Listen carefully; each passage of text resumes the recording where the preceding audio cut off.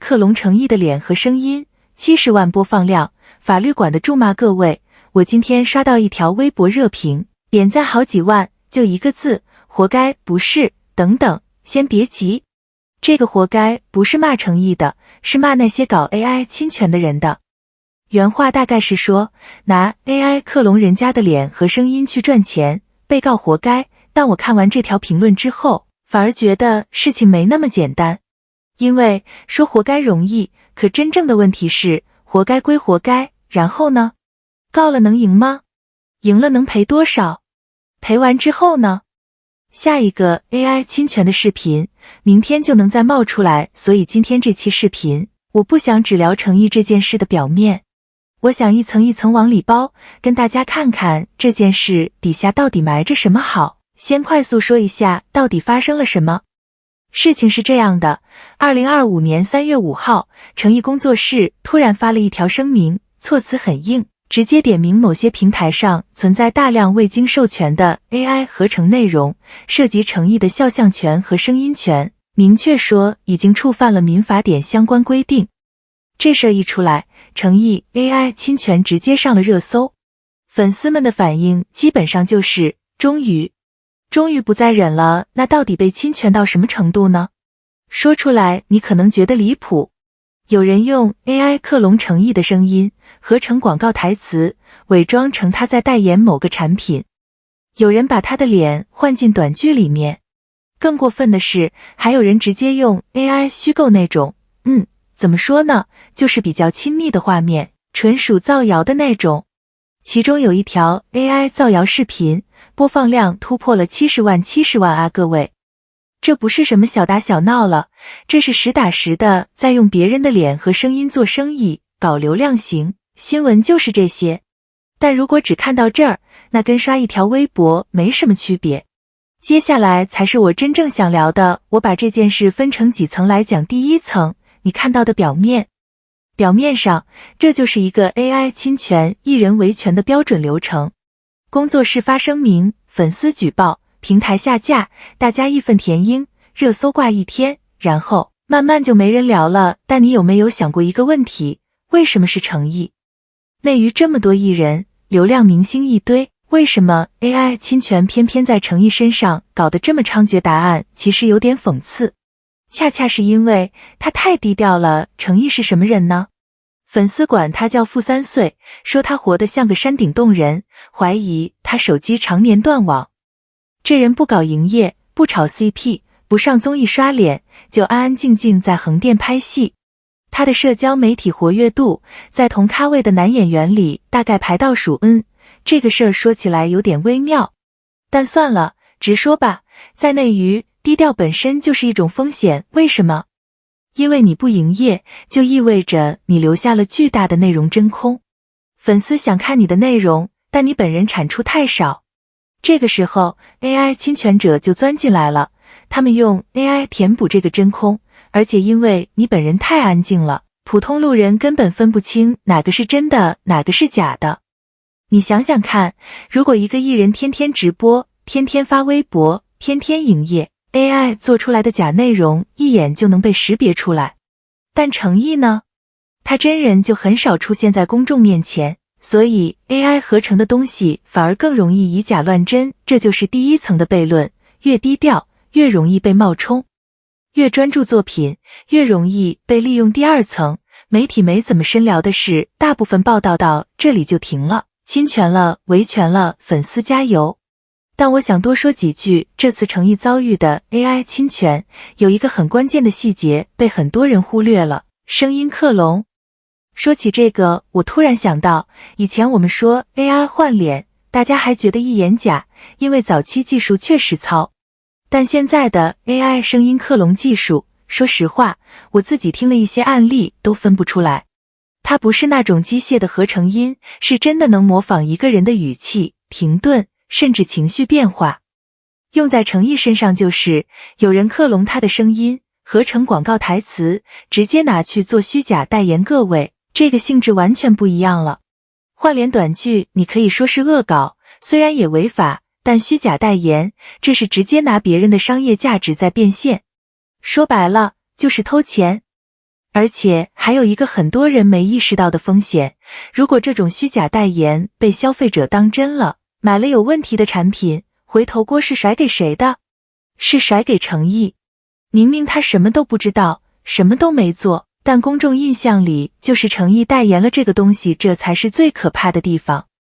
AI 侵权偷的不只是肖像，不只是声音，他偷的是一个人多年积累的公众信任。哦，对了，还有件事，那条70万播放量的造谣视频，我特别想问一个问题，这70万播放量产生的广告收益进了谁的口袋？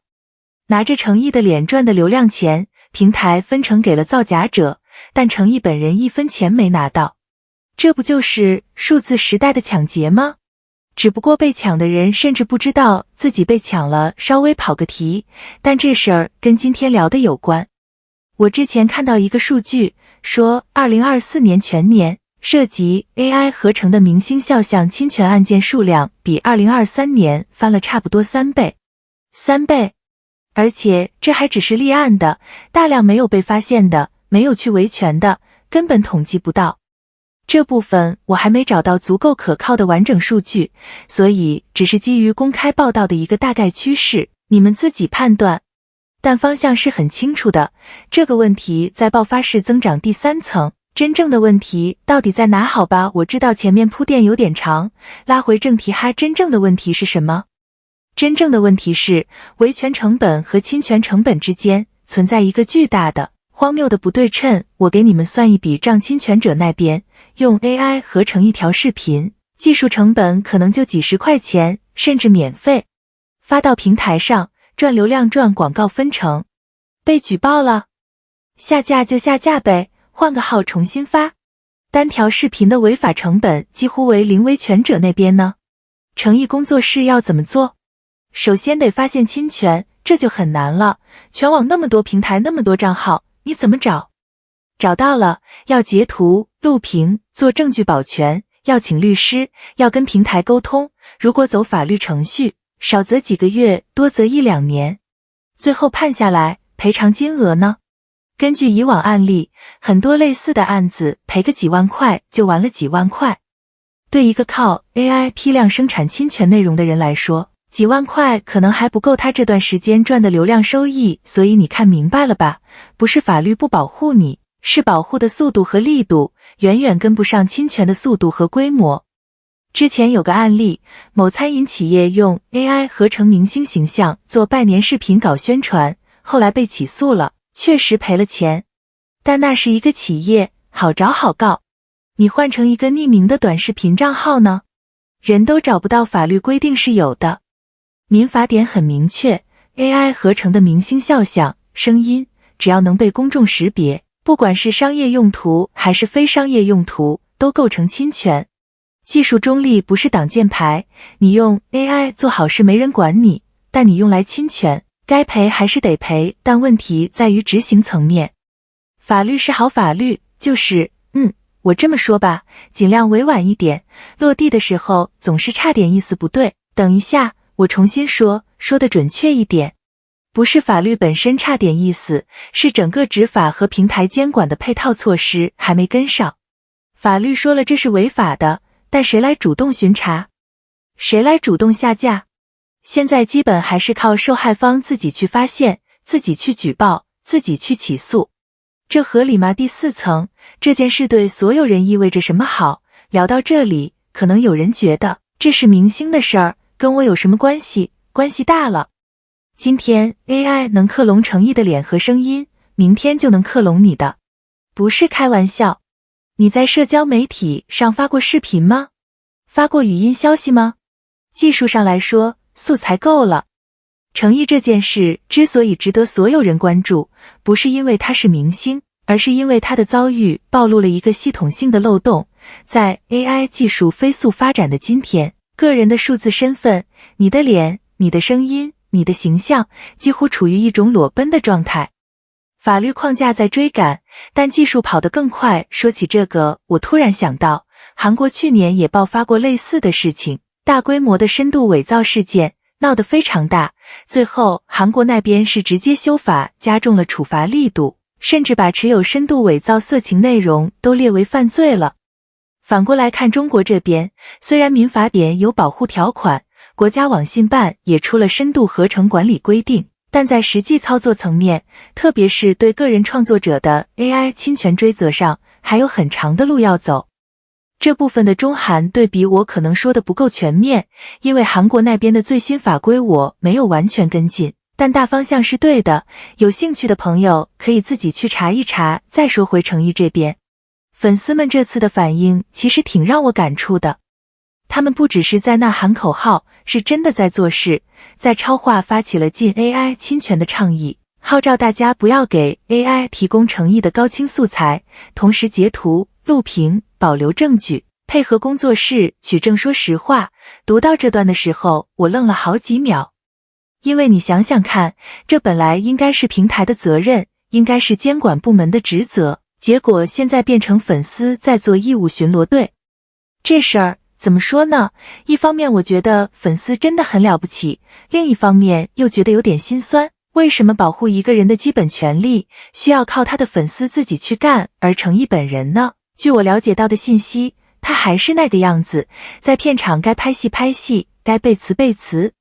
工作室在前面挡着，他在后面专心做自己的事，我觉得这恰恰是诚毅让人尊重的地方。这个行业里太多人把精力花在营业、控评、炒热度上面，诚毅选了一条最笨但可能最对的路，把时间花在作品上。这不是他的问题，要怪就怪这个环境，让老实人反而成了最容易被欺负的对象。从行业的角度来看，诚毅工作室这次站出来，其实意义不只是帮诚毅一个人维权，他是在给整个行业释放一个信号， AI 侵权不是小事，不是闹着玩，不是算了吧，反正也告不赢。你可以安静，但你不可以被欺负。而且我个人觉得，不只是诚毅，接下来应该会有更多艺人工作室跟进类似的维权行动，因为这个问题已经不是个别现象了，它是系统性的、普遍性的。你不站出来， AI 侵权者只会更加肆无忌惮。现在部分平台已经开始配合下架了，但说实话，这只是第一步。今天下架了一批，明天可能又冒出来一批。真正要解决这个问题，需要3个层面同时发力：法律层面加重处罚，平台层面主动监控而不是被动下架，技术层面开发 AI 内容标识系统，让假的无处可藏。好，说了这么多，最后说说我的判断。我个人预测，诚毅这次维权大概率能取得阶段性成果，平台会配合下架，可能会有几个比较典型的侵权账号被追责，但是想要彻底解决，短期内很难，因为 AI 技术的门槛还在降低，工具越来越容易获取，而法律和监管的更新速度，客观来说，没有技术迭代快，但这不意味着维权没有意义。相反，每一次站出来，都是在推动规则的建立。诚毅工作室这次的声明，可能就是未来某个更完善的法规出台时被引用的案例之一。还有一个我比较乐观的判断，诚毅本人不会受到太大的负面影响。为什么？因为这件事的舆论方向非常清晰，公众是站在他这一边的，而且他的核心竞争力是演技和作品，不是流量和热搜。AI 能偷你的脸，能偷你的声音，但偷不走你在镜头前的表演。这一点是诚毅真正的底气。所以各位，你们怎么看？你觉得 AI 侵权这个问题，在目前的技术和法律环境下，有可能真正被解决吗？还是说，这就是我们必须长期面对的新常态？还有一个我特别想听你们意见的问题，你们觉得平台在这件事里应该承担多大的责任？是现在这种你举报了我再下架就够了，还是说平台应该主动去做 AI 内容的筛查？评论区告诉我你的想法。如果你觉得今天这期视频有点东西，点个赞，转发给你身边关注 AI 话题或者关注诚毅的朋友。咱们下期见。